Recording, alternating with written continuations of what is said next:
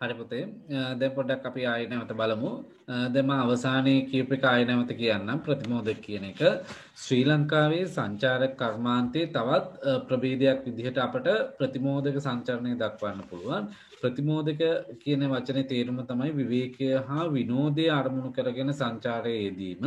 එතකොට ශ්‍රී ලංකාවට පැමිණෙන සංචාරකයන් වැඩි දෙනෙක් ලංකාවට පැමිණෙන මේ විවේකය හා විනෝදය අරමුණු කරගෙන. දැන් ඔයගලන්ට ඉස්සෙල්ලා අර කලින් කතා කළේ විවේකී විනෝදය මෙන්න මේ කියන අගය දාන්න පුළුවන්. මෙතන මේ සඳහා 67.95 2014 වර්ෂයට අනුව විවේකී හා විනෝදය සඳහා සංචාරකයන් ලංකාවට පැමිණෙනවා 67.95ක් මෙන්න මේ කියන කාරණාවේ ප්‍රතිශත අගයන් දාන්න පුළුවන් 67.95 කියන එක. ඒ නිසා ප්‍රතිමෝදක සංචරණයට විශාල පිරිසක් විවේකයක් විනෝදයක් අරමුණු කරගෙන තමයි ලංකාවට පැමිණෙන්නේ. එහිදී සංචාරක මණ්ඩලය ගොඩාක් වෙලාවට මේ කියන අරමුණු සාක්ෂාත් කරගන්න ඒගොල්ලන්ට අවස්ථාව උදා කරලා දීලා තියෙනවා. ඒකෙදී වෙරළ කඳුරට වගේ ප්‍රදේශ මේකෙදි වැදගත් වෙනවා. ඒ නිසා ගොඩාක් වෙලාවට මේ ප්‍රතිමෝදක සංචරණය සිද්ධ වීමේදී විවේකීය විනෝදය අරමුණු කරගත්ත ප්‍රධානම කලාපයක් තමයි වෙරළ කියන්නේ. මේ වෙරළ කලාපයේදී ගොඩාක් වෙලාවට මේ වෙරළ අපි සංචාරක මණ්ඩලය විසින් සුන්දර වෙරළ තීර දෙකක් මේ කලාප විදිහට වෙන් කරලා තියෙනවා. නැගෙනහිර වෙරළයි ඊළඟට දකුණු වෙරළයි. ඒකෙදී අපි හිරුවෙලියක් විඳින්න කොරල් පර නරඹන්න සර්ෆින් ක්‍රීඩාවට ඒ කියන්නේ ආඩුගම්බේ කියන ප්‍රදේශයේ සර්ෆින් ක්‍රීඩාවට වැදගත් වෙනවා. එවැනි සුන්දර වෙරළ තීර විදිහට නිලාවේලි, පාසිකුඩා, ආඩුගම්බේ, හික්කඩු වගේ ඒවා ජනප්‍රියයි. ඒ වගේම තමයි මේ කියන විරලාශ්‍රිතව දියමත දිස්සා යාමට තමයි සර්ෆින් ක්‍රීඩාව කියලා කියන්නේ. ඒක ලංකාවේ ගොඩක් වෙලාවට තියෙන ආඩුගම්බේ කියන ප්‍රදේශය. ඒ නිසා විවේකීය විනෝදය අරමුණු කරගෙන සංචාරයේ යෙදීම පැමිණීම තමයි වැඩිම සංචාරක පිරිස ලංකාවේ ඉන්නේ. ඒකට ලංකාව හොඳ ස්ථානයක්. ඒක ප්‍රතිමෝදක සංචරණය ලෙස අපිට හඳුනා ගන්න පුළුවන්. ඒ වගේම තමයි තවත් ලංකාවේ කඳුකර ප්‍රදේශයක් වන නුවරඑළිය වගේ ප්‍රදේශවල විවේකී ගත කරන ගොඩාක් පිරිසක් ඇදිනවා. හොඳ දේශගුණයක් මේ ප්‍රදේශයේ තියෙන නිසා. හරි. ඔන්න ඔය ටික තමයි කියන්න ඕනේ. මට කියන්න රත්නපුර ක්ලාස් එකේ කසුන්දී ඉන්නවා කියන්න බලන්න පුතේ. ශ්‍රී ලංකාවේ සංචරණයේ තවත් ප්‍රභේදයක් ලෙස ප්‍රතිමෝදක සංචරණය දක්වන්න පුළුවන්. ප්‍රතිමෝදක කියලා කියන්නේ විවේකය හා විනෝදය අරමුණු කරගෙන සංචාරයේ යෙදීම. ඒ වගේම ගොඩක් සංචාරකයෝ විවේකය හා විනෝදය අරමුණු කරගෙන තමයි ලංකාවට පැමිණලා තියෙන්නේ. වෙරළ හා කඳුරට කියන ප්‍රදේශවල තමයි ගොඩක්ම මේ ප්‍රතිමෝදක සංචරණ කටයුතු සිදු වෙන්නේ. ඊට පස්සේ වෙරළ ගත්තාම ඒ කියන්නේ වෙරළ බඩ ප්‍රදේශවල තමයි ගොඩක් මේ ප්‍රතිමෝදක සංචරණය යෙදෙන්නේ. සංචාරක මණ්ඩලය අර කලාපවලට අනුව දකුණු හා නැගෙනහිර වෙරළ කියන ප්‍රදේශවල ගොඩක් මේ සංචාරකත්වය සිදු කරලා තිනවා. ඒ කියන්නේ දකුණු හා නැගෙනහිර කියන වෙරළ ප්‍රදේශවල සූර්යාලෝකය හොඳින් ලබා ගන්න සර්ෆින් ක්‍රීඩාවේ නිරත වෙන්න විනෝදය ලබා ගන්න කොරල්පර නරඹන වගේ දක්වන්න පුළුවන්. ඒත් එක්කම කඳුකර ප්‍රදේශය ගත්තාම ගොඩක් සංචාරකයෝ නුවරඑළිය ප්‍රදේශය තෝරගෙන තිනවා හොඳ දේශගුණ තත්ත්වයක් තියෙන නිසා. හරි පුතේ ගොඩක් හොඳයි. ඊළඟට අපි බලමු සෞන්දර්ය සංචරණය කියන්නේ මොකක්ද කියලා. සෞන්දර්ය ගත්තොත් එහෙම ඔයගොල්ලෝ දන්නවා පරිසරයේ තියෙන සෞන්දර්ය වටිනාකම තමයි. ඒ කියන්නේ ඒ කියන සෞන්දර්ය වටිනාකම අගය කරමින් සිදු කරන සංචරණය තමයි සෞන්දර්ය සංචරණය. මේක පාරිසරික කියන එක වටලවා ගන්න එපා. පාරිසරික කියන්නේ පරිසරයේ සංරචක අගය කරමින් නැරඹීම හා අධ්‍යයනයට යොමු වීම. හරි. එතකොට පරිසරය සිංහරාජ කන්නේලිය වගේ ඉස්සන්න සෞන්දර්ය ගත්තොත් එහෙම පරිසරයේ ගොඩාක් වෙලාවට සෞන්දර්ය වටිනාකමක් තියෙනවා. ඒක වින්දනය කරන්න අපට හැකියාව තියෙනවා. ඒ වින්දනය කරන්න පුළුවන් වෙන්නේ දිය ඇලි නරඹලා, වෙරළ නරඹලා, ඒ වගේම කඳුකර ප්‍රදේශ නරඹලා, වනාන්තර ප්‍රදේශ නරඹලා ඒ කියන වටිනාකම් වින්දනය කරගන්න පුළුවන්. එවැනි ස්ථාන තමයි අපි සෞන්දර්ය සංචරණයේ යෙදෙන්නේ. දිය ඇලි ගත්තොත් එහෙම බබරකන්ද, දුම්හිඳ, දියලුම, බෝපත්ඇල්ල වගේ දේවල් අපට දකින්න පුළුවන්. වෙරළ තීර ගත්තොත් හික්කඩුව, පාසිකුඩා, ඒ වගේම නිලාවේලි වගේ වෙරළ තීර ගන්න පුළුවන්. කඳුකර ප්‍රදේශ ගත්තොත් එහෙම හන්තානය වගේ ප්‍රදේශ, පිදුරුතලාගල වගේ ප්‍රදේශ, නකල්ස් වගේ ප්‍රදේශ ප්‍රදේශ කඳුකර ප්‍රදේශ විදිහට අපට මේ කියන සෞන්දර්යාත්මක වටිනාකම වින්දනය කරන්න පුළුවන් ස්ථාන. වනාන්තර ගත්තොත් එහෙම සිංහරාජ කන්නෙලිය වගේ ප්‍රදේශ, ඒ වගේම අපි ගත්තොත් එහෙම යාල වගේ සෝමාවතී වගේ ප්‍රදේශත් මේ කියන ආකර්ශනීය ප්‍රදේශ විදිහට අපට හඳුන ගන්න පුළුවන්. ඔන්න ඔය ටික තමයි එකට එකතු කරලා ලියන්න ඕනේ. කියන්න ඕනේ මට. එක්කෙනෙකුට අවස්ථාව දෙනවා මම උත්තරේ කියන්න ඕන අහගන්න. ශ්‍රී ලංකාවේ සංචාරක කර්මාන්තයේ තවත් ප්‍රභේදයක් තමයි සෞන්දර්යාත්මක සංචරණය. මේකෙන් අදහස් කරන්නේ පරිසරයේ පවත්නා සෞන්දර්ය වටිනාකම අගය කරමින් එය වින්දනය සඳහා සංචරණයේදීම ඒකෙදී පරිසරයේ විවිධ ප්‍රදේශ පවතිනවා. වෙරළ, දියඇලි, කඳුකර පරිසරය, වනාන්තර වැනි ස්ථාන මේවා පාරිසරික වශයෙන් අපට මේක වටිනාකම වින්දනය කිරීමේ හැකියාව තමයි සෞන්දර්ය සංචරණය තුළ තියෙන්නේ. දියඇලි ගත්තොත් අපි බඹරකාන්ද දියලුම දුම්හිඳ වගේ වැදගත් වෙනවා. වෙරළ ගත්තොත් පාසිකුඩා, නිලාවේලි, හික්කඩු වගේ දේවල් වැදගත් වෙනවා.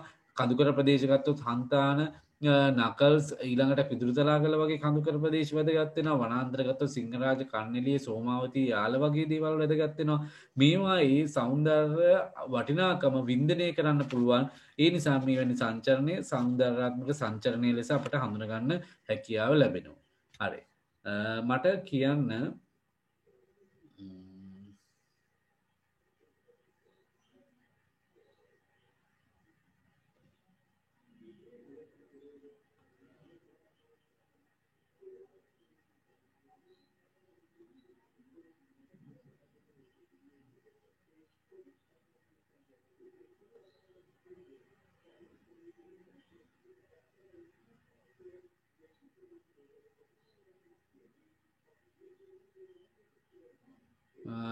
පබෝද ඉන්න පුතේ කියන්න බලන්න.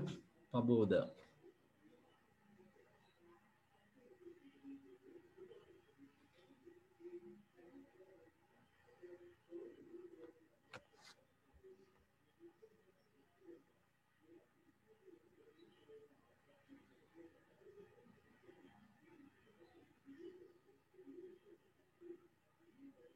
අංජලිකා ඉන්නවා කියන්න පුතේ.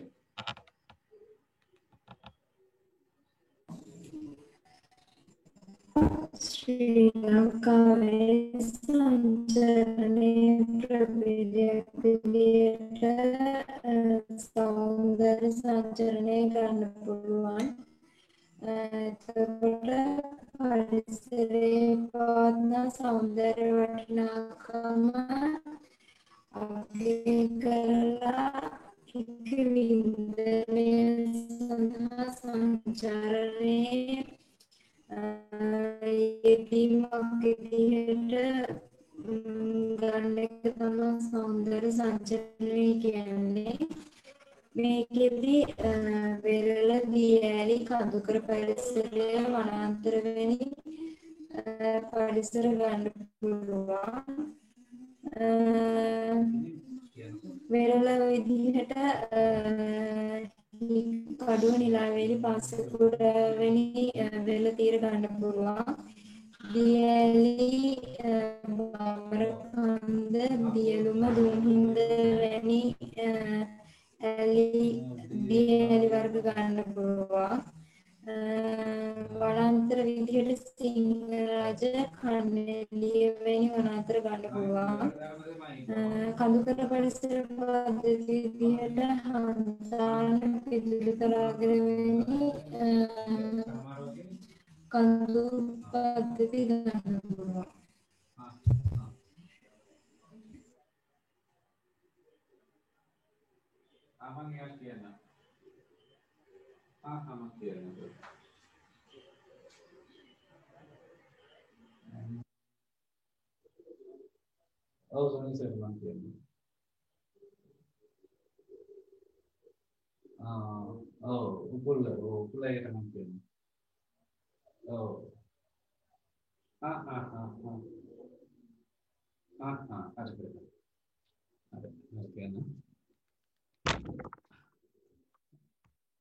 හරි පුතේ. සිග්නල් පොඩි ගැටලුවක් තියෙන්න ඇති. කමන්නේ. සෞන්දර්ය සංචරණය තමයි අපි සාකච්ඡා කළේ. ඊළඟට වික්‍රමයන් ආශ්‍රිත සංචරණය. වික්‍රමයන් කිව්වහම ගොඩාක් වෙලාවට සංචාර කර්මාන්තය නැත්නම් සංචරණයේ යෙදෙනකොට ගොඩාක් දෙනෙක් තරුණ පිරිස් කැමති ඔය කියන සංචරණයට වික්‍රමයන් ආශ්‍රිත ත්‍රාසජනක අත්දැකීම් ලබා ගන්න නේද?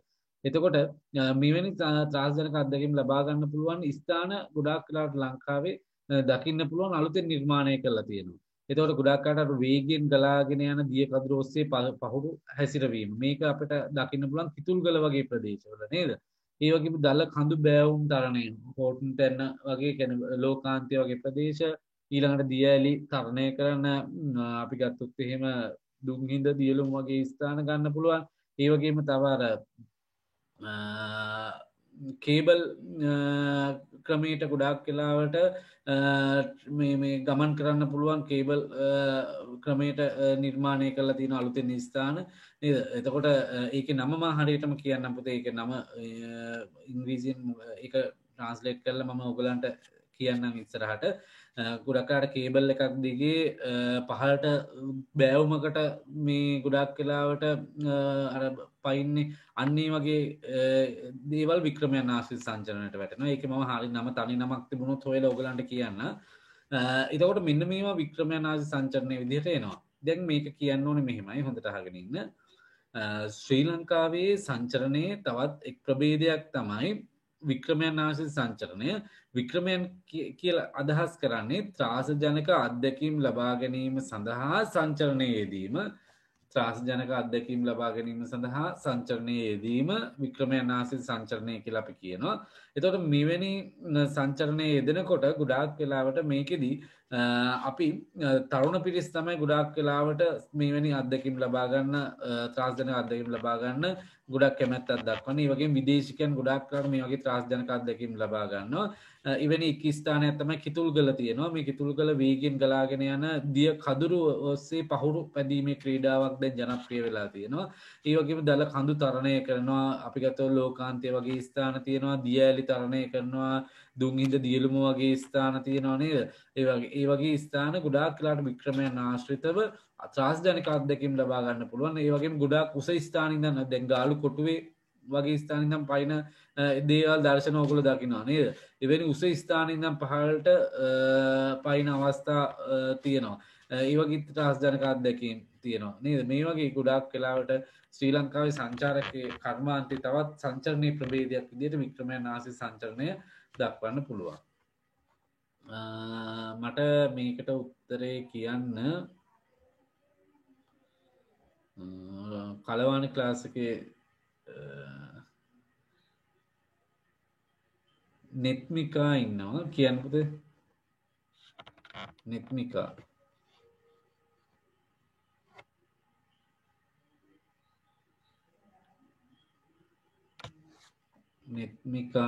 චතුරිකා කියන්නකො.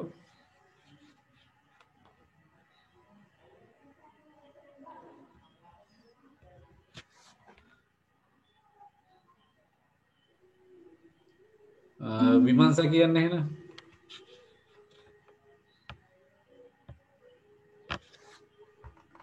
ශ්‍රී ලංකාවේ සංචරණයේ තවත් ප්‍රභේදයක් විදිහට වික්‍රමයන් ආශ්‍රිත සංචරණය හඳුනා ගන්න පුළුවන්.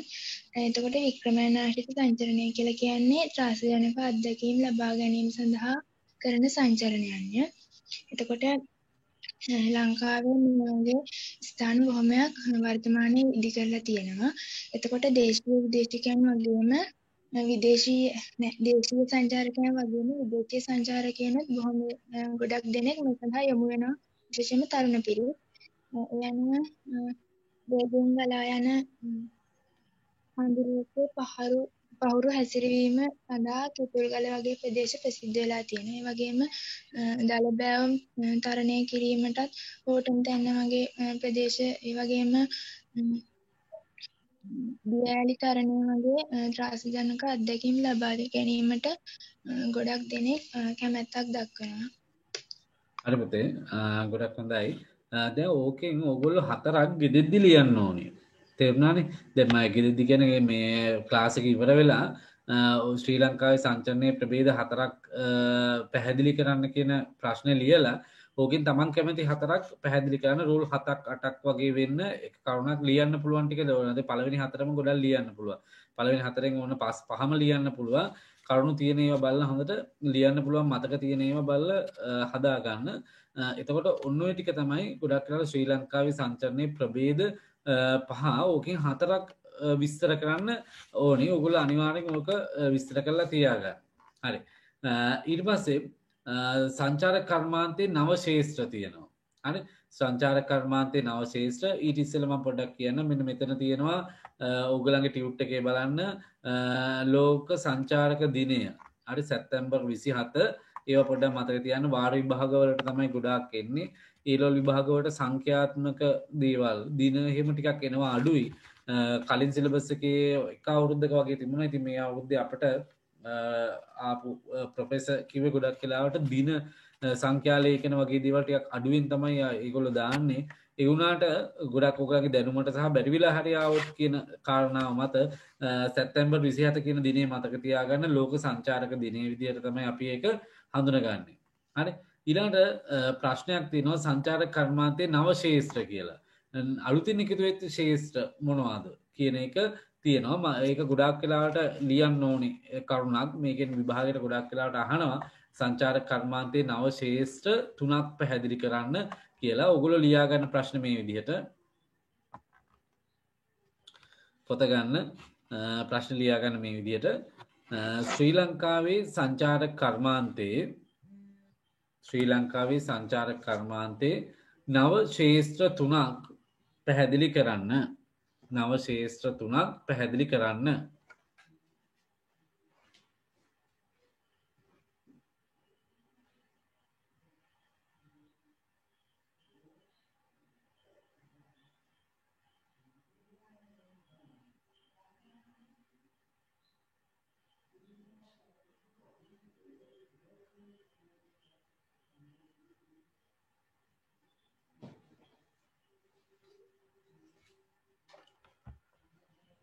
හරි පුතේ. දැන් මේකෙදි පළවෙනි එක තමයි අපි පොඩ්ඩක් මේ තියෙන දීලා තියෙන ඒවා පොඩ්ඩක් බලමු. සංචාරක කර්මාන්තය විවිධාංගීකරණය වීම, නවාංශ එකතු වීම නිසා සංචාරකයන්ගේ විවිධ අවශ්‍යතා සපුරාලීම, මුහුදු ක්‍රීඩා, සංස්කෘතික සංචරණය, ත්‍රාසජනක සංචරණය. එතකොට මේකේ මාතෘකාව ගන්න පුළුවන් සංචාරක කර්මාන්තයේ විවිධාංගීකරණය වීම කියන එක. ඊළඟට සාර්ව සංචාරක කර්මාන්තයේ පුළුල් වීම. ඒ කියන්නේ හිරුවෙලිය, මුහුදු වෙරළ හා සේවා කේන්ද්‍රකට ගත්ත කර්මාන්තය තමයි සාර්ව සංචාරක කර්මාන්තය කියන්නේ. දෙවෙනි කරුණ විදිහට මේක ගන්න පුළුවන්. ඊළඟ ප්‍රාදේශීය සංවර්ධන කටයුතු මගින් සංචාරක ආකර්ෂණය වර්ධනය වීම, පින්නවල, දඹුල්ල, යාපනයේ පාසකුඩා කතරගම වගේ. ඒ වගේම සාම්ප්‍රදායික නොවන වෙළඳ පොළවල් වලින් සංචාරක ආකර්ෂණය කරගන්නවා. පරිසර හිතකාමී සංචාරක වෙළඳ පොළක් ඇති කිරීම. මෙන්න මේ කියන කරුණු 4 හොඳයි ලියන්න. මේකෙන් මම 3ක් පැහැදිලි කරනවා. එකක් නිකම් විස්තර කරනවා. ඒක ගෙදෙද්දි ලියන්න ඕනේ. අනික කියන්නේ මේ ක්ලාස් එක ඉවර වෙලා ලියන්න ඕනේ. අනික් කියන කරුණු 3 දැන් ලියන්න ඕනේ. මම කිව්වා මේ ටික ලියලා තියෙන ගොඩක් ඒවා මේකේ තියෙන කරුණු අපි ලියලා තියෙන ඉස්සරලා ප්‍රශ්නේදී. ඒ නිසා මේ කියන කොටස් 3 මම පැහැදිලි කරන්න. දැන් ඔයගොල්ලෝ පළවෙනි කරුණ විදිහට සංචාරක කර්මාන්තයේ විවිධාංගීකරණය වීම කියලා ලියා ගන්න.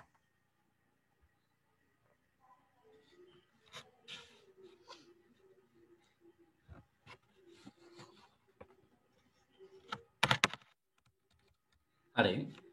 ලියලා ඉවර ඇති. මං දෙපාරක් කියනවා. ඉස්සෙල්ලා කරුණු ටික කියනවා. සංචාරක කර්මාන්තයේ විවිධාංගීකරණය කිව්වහම නවාංශ එකතු වීම තමයි මේකට එකතු වෙන්නේ.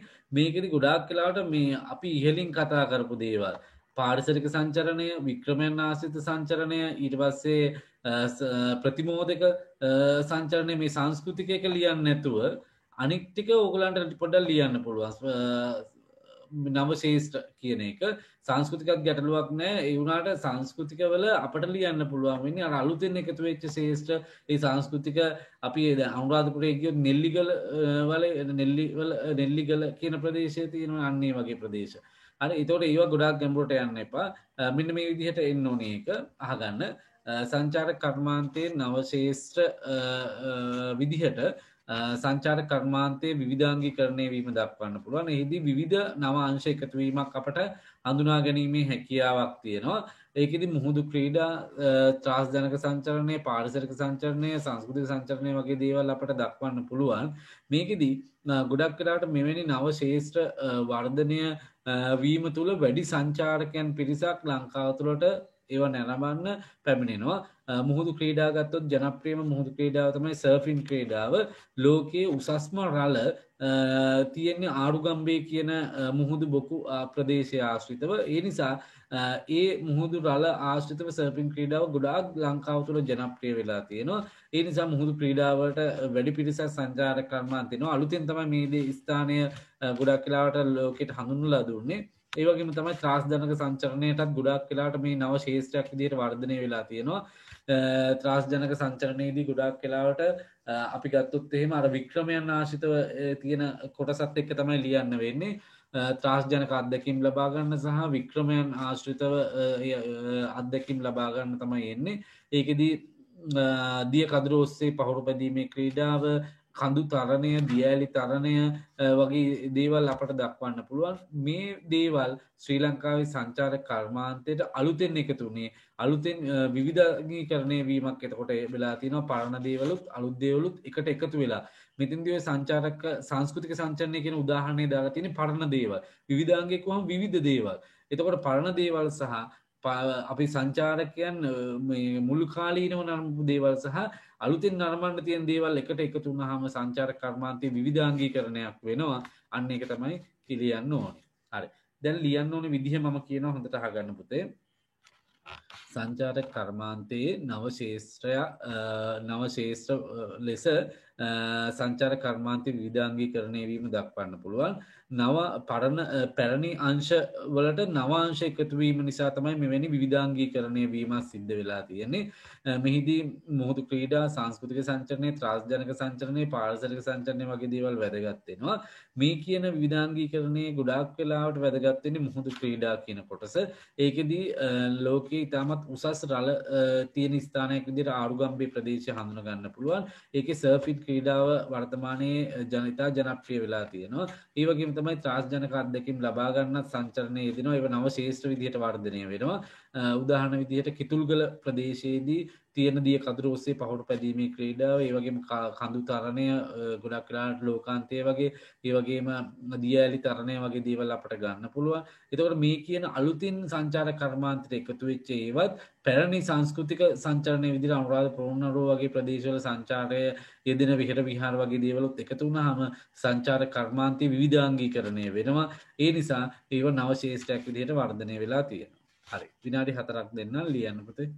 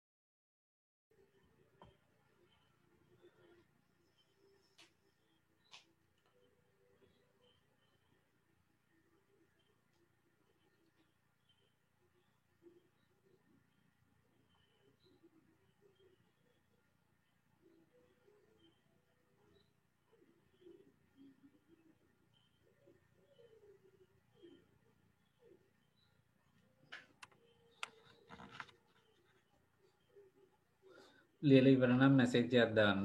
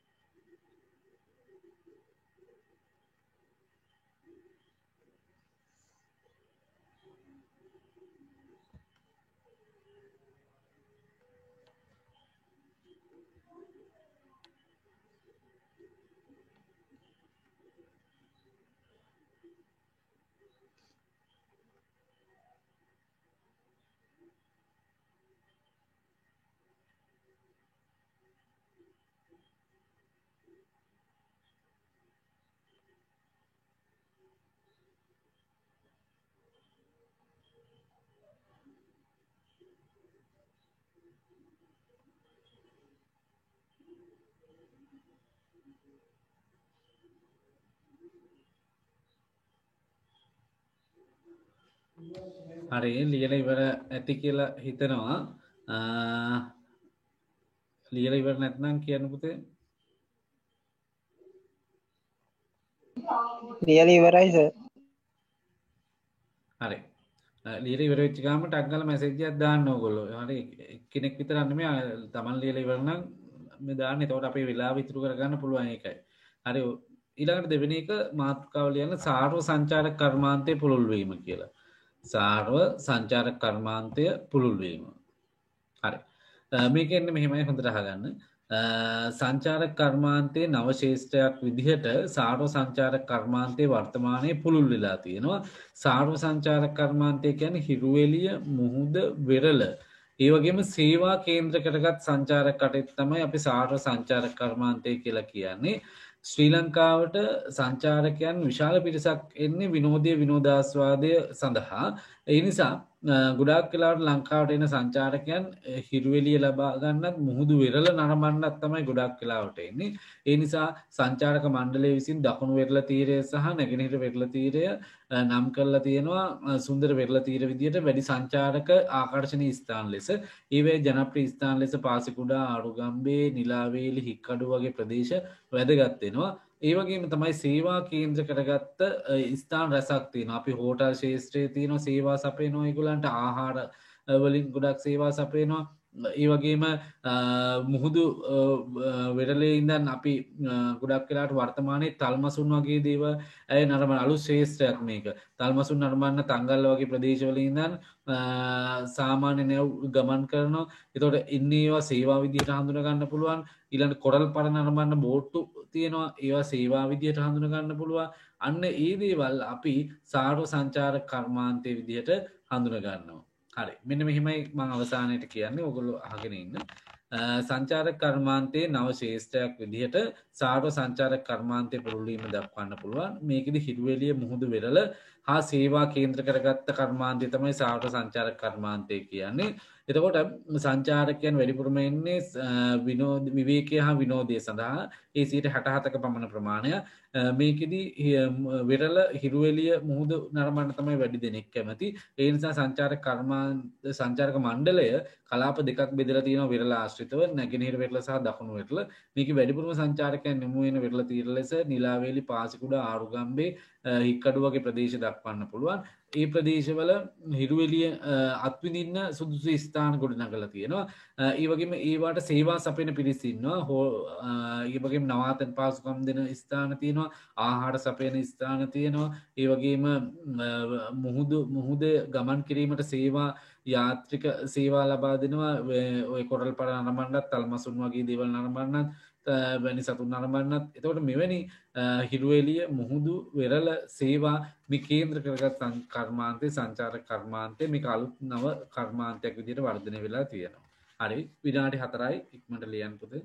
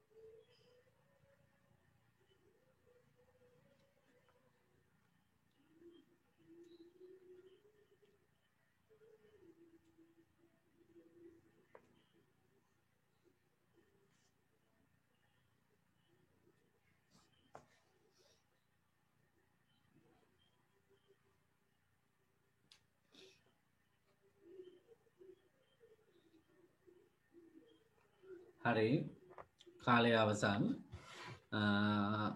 ලියලා ඉවර ඇති කියලා හිතනවා ඔක්කොම. දැන් ඊළඟට තුන්වෙනි කාරණාව ලියා ගන්න පුතේ. ප්‍රාදේශීය සංවර්ධන කටයුතු මගින් සංචාරක ආකර්ෂණ වර්ධනය වීම. ප්‍රාදේශීය සංවර්ධන කටයුතු මගින් සංචාරක ආකර්ෂණ වර්ධනය වීම.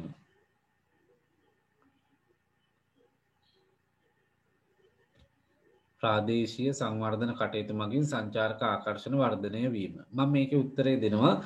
ප්‍රාදේශීය කටයුතු කියලා කියන පුතේ ප්‍රදේශ දැන් කොළඹ නගරයේ මහ කොළඹ නගරය කියලා අපි සංචාරක මණ්ඩලය විසින් නම් කළා. ඒ ප්‍රදේශ හැර වෙනත් ග්‍රාමීය ප්‍රදේශවල සංචාරකයන්ගේ ආකර්ෂණීය ස්ථාන වර්ධනය කරන එකට තමයි මේ කියන්නේ.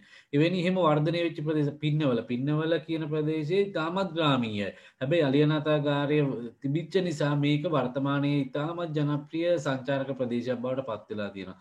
දඹුල්ල කියන එක ගොඩාක් වෙලාවට දුෂ්කර ප්‍රදේශය. හැබැයි දඹුල්ල විහාරය නිසා මේක වර්ධනය වෙලා තියෙනවා. යාපනයේත් එහෙමයි. පාසිකුඩා කියන ප්‍රදේශෙත් එහෙමයි. කතරගම දේවාලය නිසා මේ ප්‍රදේශයේ තියෙනවා. ඒ නිසා ප්‍රාදේශීය සංවර්ධනයක් මේ මගින් නිර්මාණය වෙලා තියෙනවා. හරි ලියා ගන්න පුතේ මේ විදිහට ශ්‍රී ලංකාවේ සංචාරක කර්මාන්තයේ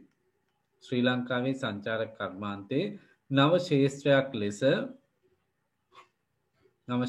ලෙස ඉක්මනට ලියා ගන්න. ප්‍රාදේශීය සංවර්ධන කටයුතු මගින් සංචාරක ආකර්ෂණ වර්ධනය වීම දැක්විය හැක. ප්‍රාදේශීය සංවර්ධන කටයුතු මගින් සංචාරක ආකර්ෂණ වර්ධනය වීම දැක්විය හැක. මෙහිදී කොළඹ නගරය හැර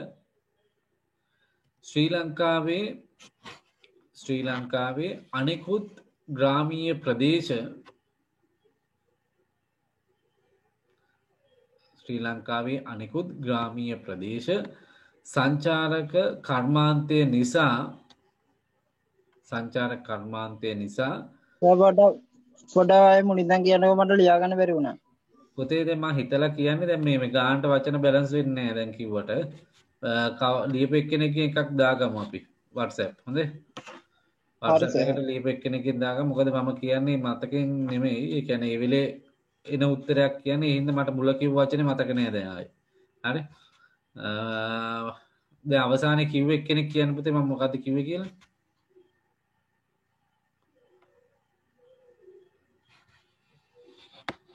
කසුන්දි කියන්න බලන්න අවසානට කිව්වේ මොකද්ද කියලා මම?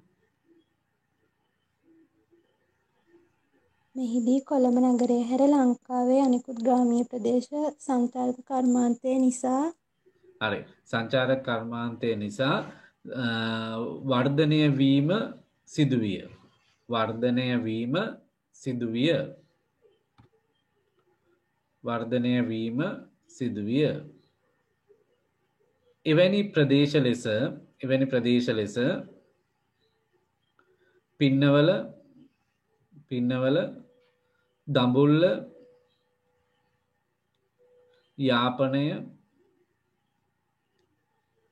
පාසිකුඩා කතරගම දැක්විය හැක. කොළඹ නගරයට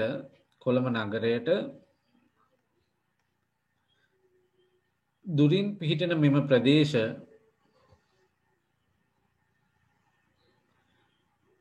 පිහිටන මෙම ප්‍රදේශ වල සංචාරකයන් වැඩි වශයෙන් ප්‍රවේශ වන නිසා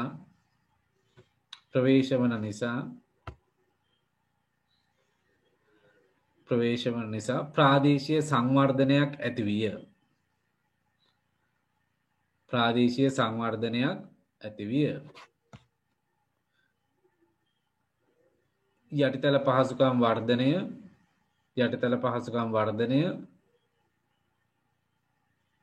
යටිතල පහසුකම් වර්ධනය සේවා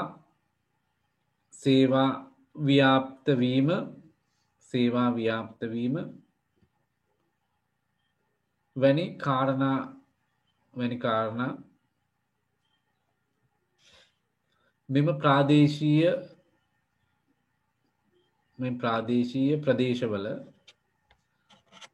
මෙම ප්‍රාදේශීය ප්‍රදේශවල